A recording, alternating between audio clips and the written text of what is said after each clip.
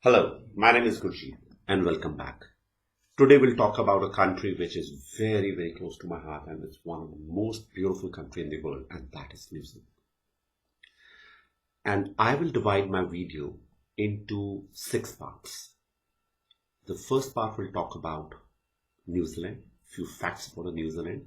The second part talks about why students from North India is not traveling so much in New Zealand. What are the 2 basic reasons?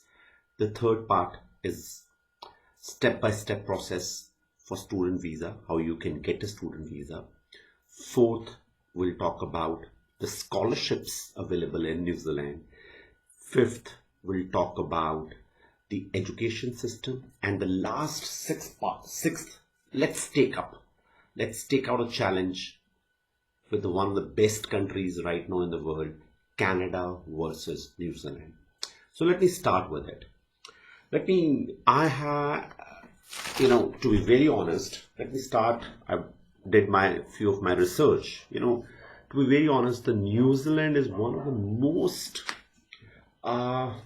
prettiest countries, one of the most amazing countries I can ever see, and one of the safest country for women or a female.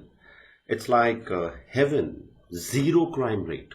And today we can see it is one of the most effective one of the most effective medical teams as well. Today it is going to be one of the very few countries who is going to win a war against COVID-19.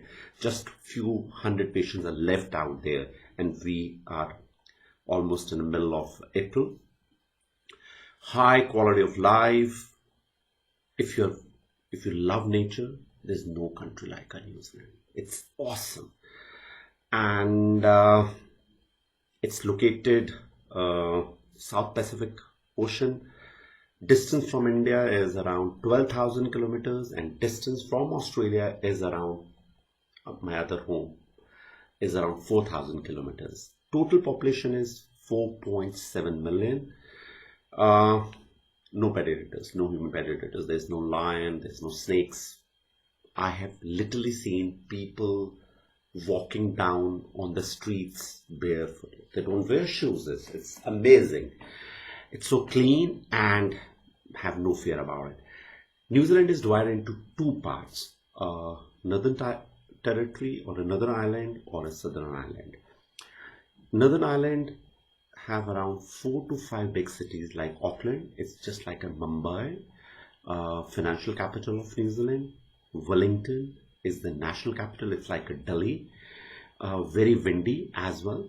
Rotorua is a tourist spot, one of the very amazing cities as well. Hamilton, the garden city, it's similar to CHD, our Chandigarh, and situated on Waikato River. And Tauranga. In the southern island, we have a Christchurch. It's again, Christchurch is absolutely a copy of Chandigarh, to be very honest. It's epicenter of great nature. And Queenstown is one of the most beautiful cities of New Zealand. A lot of mountains, you can fall in love with the Queensland. And Nelson, you really wanted to climb. Sometimes I feel that I would like to climb the Himalayas. Have you ever thought of going to the lowest point on the earth, touching the last corner on the earth, then visit Nelson, And Jonathan is very knowledgeable, and lot of resources. It's called a knowledgeable city of New Zealand as well. And economically, New Zealand depends on export of dairy and meat products, hospitality and tourism, and definitely the education industry. So these are the 3 industries what New Zealand depends upon. For the students, now if I'll talk about the students, there are 3 or 4 questions normally students from the North India usually ask. Is New Zealand give a spouse visa? I would say yes. Residency option is there? I would say yes. Post-study work permit is there? I would say yes. How much I can earn? or how much hours I can earn during my studies. It's like a 20 hours, and if there's colleges or universities are closed, then you can work. If there's leaves or holidays, then you can work full time. Presently, wage rate is 16.50. It's like $16.50, but it is going to increase by 2020 to $20 as well, the minimum wage rate. Rest, I have made a lot of videos that how you can earn more also. And now let's go to the education system on the New Zealand. New Zealand is, as I mentioned, the New Zealand education is being accepted by almost across the world. And I can talk about as New Zealand is among the top 20 OECD countries for a quality education. It is amazing education, and New Zealand school education is also great. It has a lot of schools which has been listed in top 100 schools in the world. And if I'll talk about a little here how the grade system actually talks about it. If you score 90 to 100%, it's called E grade, means excellent. If you score 7 to 8.99, 89%, 70 to 90%, it got merit, means M grade. If you score 50 to 70%, you got standard achievement or a passing grade, that's called A grade. NA means you need to score minimum 50% to pass. And that's what there are. Education systems are, again, if you really want to get down to the New Zealand, there are three major providers. The first one is universities. On the top, I would like to give you one more information about the university. There are almost 7 to 8 universities in New Zealand, and they have been ranked very high. I think almost all the universities are ranked in Times ranking almost like, above 600, 501 to 250 and 200. So it's like great education. Can you imagine there are only 7 to 8 universities and all are being ranked so high? And the people, and especially the students who are, shortlisting university education in New Zealand, they have an amazing chance to study in the world's best universities. And now let's start with the education. What are the requirements for the education? The first requirement is English. And in New Zealand, there are two tests which is widely accepted. One is IELTS, another is PTE. And obviously, a test like Cambridge and TOEFL is also being accepted. But as I mentioned, IELTS and PT is quite popular. And what is the minimum requirement for if you wanted to do diplomas or post-graduation diplomas? So the minimum requirements for undergraduate diplomas is around 5.5 overall, 6. Even 5.5, some undergraduate diplomas take you around 5.5 as well, and no band less than 5. For a post-graduation, you need to have 6, no band less than 5.5. If you really want to get down to the university level, then you need to go 6.5 to 7 band overall and no band less than 6 or 6.5, depending on what skill set of a course you're choosing it. Let's say, for example, you wanted to pursue your master's in engineering. You need to have around 7, or master in nursing, you need to have 7, no band less than 6.5, depending on which university, what skills are you picking up to study. So I hope English is clear for everybody. For undergraduate, if I'll say one common line is 5.5, for graduate it's 6, no band less than 5, no band less than 5.5. So you need to have it, but if you go into the university level, you need to go a little higher. In education also, New Zealand accept low percentage as well. It doesn't mean that it is desperate. No, not at all. It believes in its education because it has small classroom sizes and very individual attention. Because due to the small classroom sizes, the teachers can really focus on them. And so they believe that they can really change your attitude towards the studies. So the New Zealand accept around 50% as well. As I said, less than 50% is not acceptable in New Zealand. So New Zealand accept around 50%, and for the specialized courses they go for 70 to 65. But normally they accept 50 to 60% is good for the New Zealand education.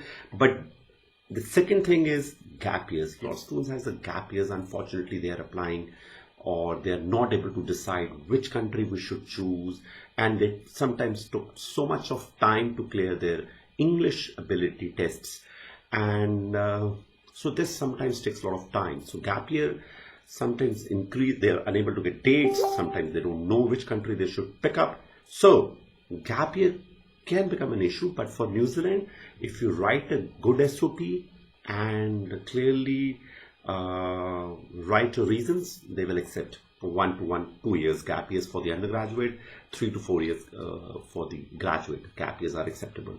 And now, two things, because I always say for the visa there is only the 4 requirements there. The first is English, second is your education percentage, and a gap year. This is something very, very crucial. And the boards you need to have there are only 3 boards in India, or maybe the 4 boards, CBSE, ICSE, state boards, and now the IB boards also. So like OSSD or Cambridge board is something which is there, so the students who have been passing it out from the IB boards also can apply to the New Zealand as well. So coming to the 2 part has been clear. Now we'll go to some basic characteristics which New Zealand is always looking at. Let's say, for example, the medical test, you need to do it. The medical, there will be a described, the New Zealand government has given us a specific list of the doctors you have to go and test, and then you have to do your PCC also. The PCC means police clearance certificate you need to require. As I've said, New Zealand is a crime-free country. They really want to make sure that no criminal background student should enter into New Zealand, and that is the only reason. If we talk about UK, Canada, Australia, nobody is asking for the PCC except New Zealand is, and that is the reason that they are very taking care of small minute things as well. PCC you can take it from a passport office or SSP office as well. The other requirement is you need to talk about very clearly about your any visa refusal if you have, and what is the reason for that. Now after the basic requirements, we'll move on to the 4th requirement, that has been called admission. Now there are 2 things. For the student, it is always, I need to get a residency, I need to have a course which suits my parents' pocket, and I need to go to where my friends are staying in New Zealand, and where I can get some part-time jobs as well. These are the 3-4 priority lines for the students are. But for the High Commission, there are some different priority lines. The priority lines will be why you are entering into New Zealand, and what is the long-term purpose of pursuing this course, what benefit you are going to get after investing this money and doing this course, and how you have been able to shortlist this course, what are you going to study. So these are the 4 or 5 questions which normally they ask by telephonic interviews as well. So if you know these courses beforehand, then you don't have to worry about your telephonic interviews as well. So that is something very, very basic things. So our certified counselors guide this very well so that you can come to your career choice very effectively and easily. So for the admission, as I've said, we need to shortlist first which island we need to go, north or south. If you're nature lover, South Island. If you really want to go financial, or you want to stay in the capital city, or whatever it is your preference, you can get down to the Northern Island as well. Both are beautiful. Nature-wise, both are beautiful. And second is, after shortlisting the island, you have to shortlist the city, and after shortlisting the city, you have to shortlist the college. My preference is always, I would say, it's like university polytechniques and the private colleges. Doesn't mean the private colleges do not teach well. They have excellent private colleges, but polytechniques, as we always say, the government has all the top 6 countries, whether it's Canada, Australia, UK, or Germany, or New Zealand. The government is really taking care of small things. If you enter into a government college, you don't feel like it's a government college. It's awesome facilities. So getting down to any government colleges will be great. So that's up to you. Then once you shortlisted a college, then you can shortlist the course which of your choice and why you really want to do that. And once this formality is been over, and the basic formalities has been over, now if I'll talk about a step by step, the first step will be applying the offer letter. Offer letter, we need your education documents, your passport, your IELTS or a PT. Second step will be, and once you already decided the admission, the second step will be the funds. Now, as I've mentioned, there are 4 parameters of getting any visa: education, IELTS, admission, and the funds. Now, the funds are something which we need to talk. It's very crucial. In New Zealand, government requires funds for the first year, and they really wanted to see what is the planning for the next year as well. The first year funds, you can show it through GPF, PPF, fixed deposits, loans you can take it, or in the saving accounts as well you can show it. But this need to have minimum 6 months old, and the rest you can show it the latest or the fund planning, that the next year, whichever the studies you're going to study, you have to show that other funds as well. But the first year fund need to be 6 months old. But if it is loan or you have a source of your latest funds, then it can be acceptable. But my advice is that don't take any chances on your funds, and take proper advice on that.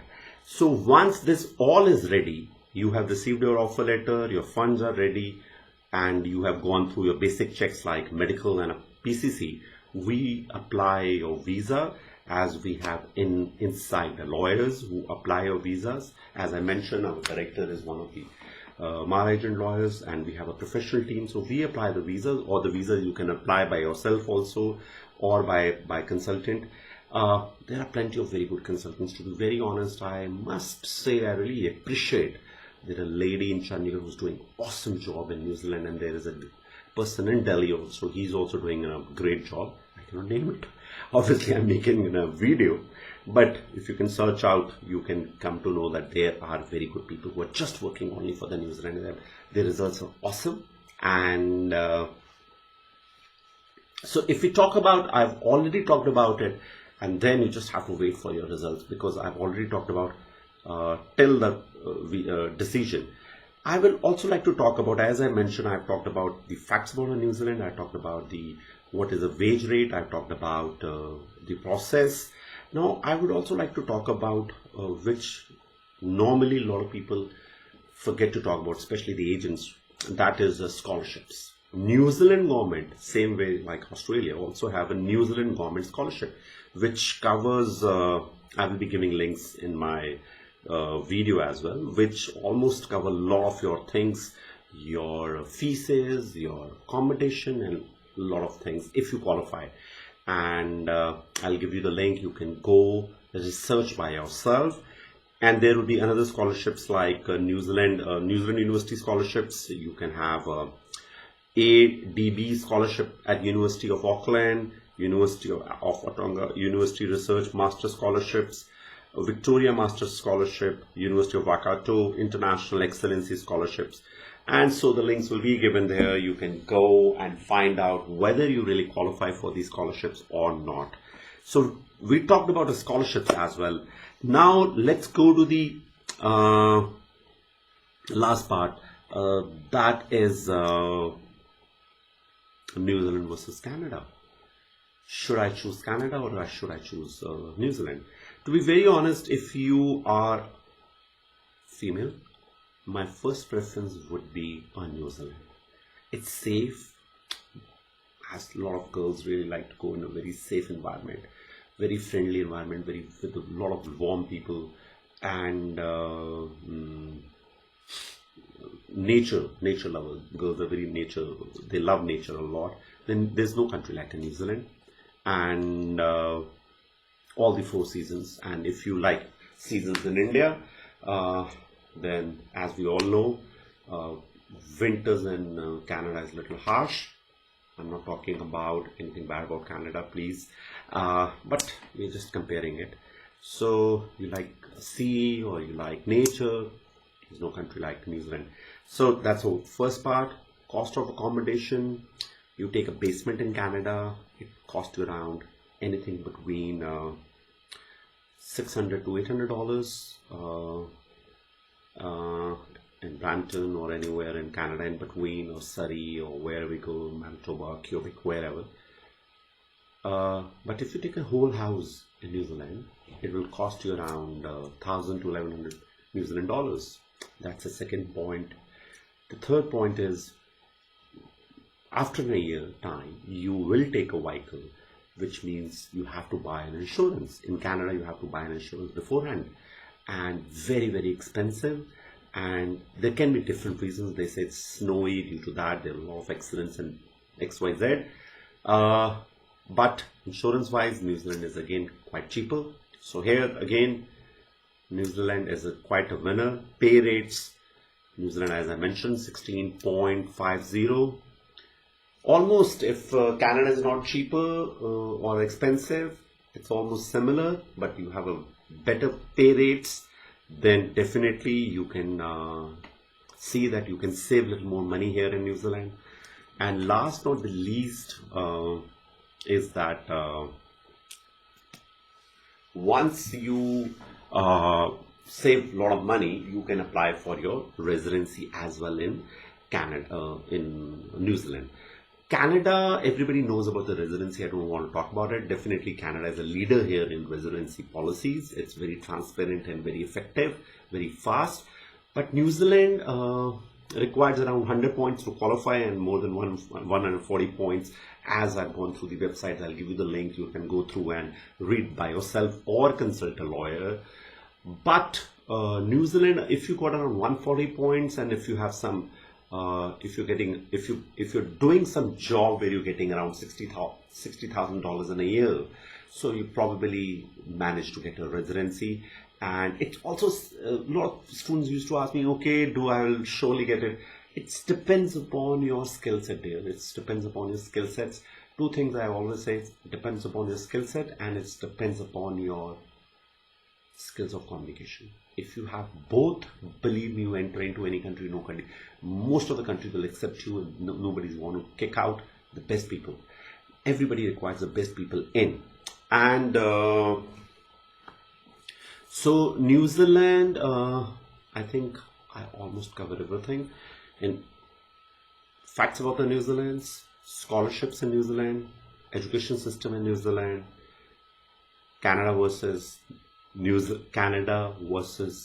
New Zealand education, which country you should prefer, the process, and scholarships. The process, I've talked about it. Apply offer letter, arrange funds, apply for visa. If you get prepare for interview, after the interview you will get a decision. That's again one good point, I forget about it. You don't have to pay the money upfront, so there's no money risk as well. So once you got a visa approval, so then you have to deposit the money, and you will be given a 10 days. Then you have to deposit two things: one, your 1 year fee.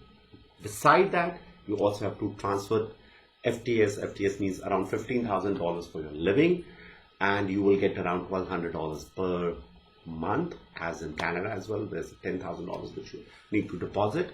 So same way, $15,000 here in New Zealand. So that is all. And if you like the video, write encouraging words. And if you don't like it, write me personally. Don't write openly that why you're making a video, to be very honest. Thank you so much. Take care.